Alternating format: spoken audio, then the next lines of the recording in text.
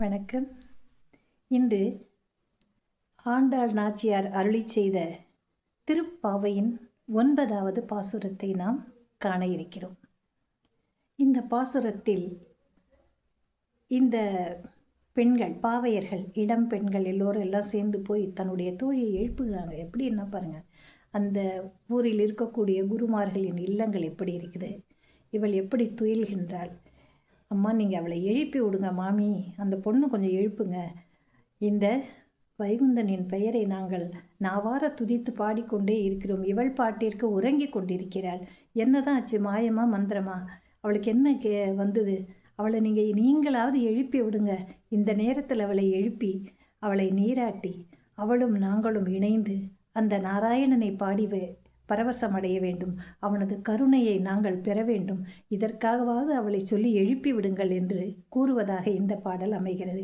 இங்கே உறங்குதல் என்பது என்ன அப்படின்னா, எல்லா பாடலையுமே அப்படி தான் வருது. உறங்குதல் என்பது என்னன்னா, இறைவனை பற்றி நாம் எதுவுமே அறிந்து கொள்ளாமல் அறியாமை என்ற உறக்கம்.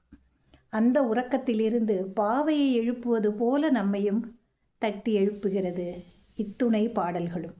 இதை நம்ம மனசில் வச்சுக்கணும். இது யாரோ ஒரு பொண்ணுக்கு தானே இல்லை, நமக்கானது. ஆனால் இந்த பெண்களை வைத்து அந்த பாடலானது பாடப்படுகிறது என்பதே உண்மை.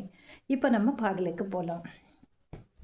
தூமணி மாடத்து சுற்றும் விளக்கேறிய, தூமணி மாடத்து சுற்றும் விளக்கேறிய, தூபம் கமழ துயிலணை மேல் கண் வளரும், தூபம் கமழ துயிலணை மேல் கண் வளரும், மாமன் மகளே மணிக்கதவம் தாழ்த்திரவாய், மாமன் மகளே மணிக்கதவம் தாழ்த்திரவாய், மாமீரவளை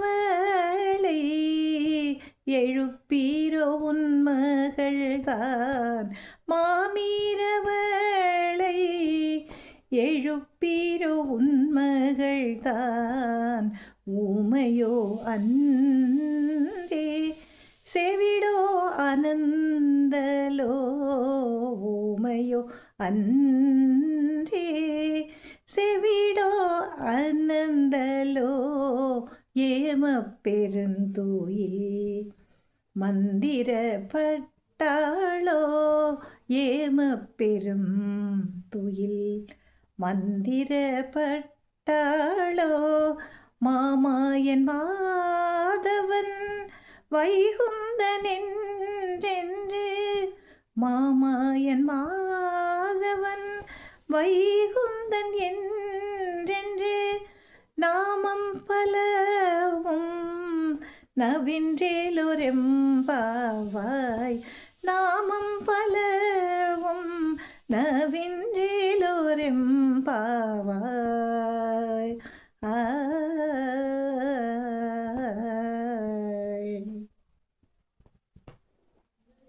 நாளை அடுத்த பாசுரத்தில் நாம் மீண்டும் இணையலாம். இன்று உங்களிடமிருந்து விடைபெறும் உங்கள் மணிமேகலை. நன்றி.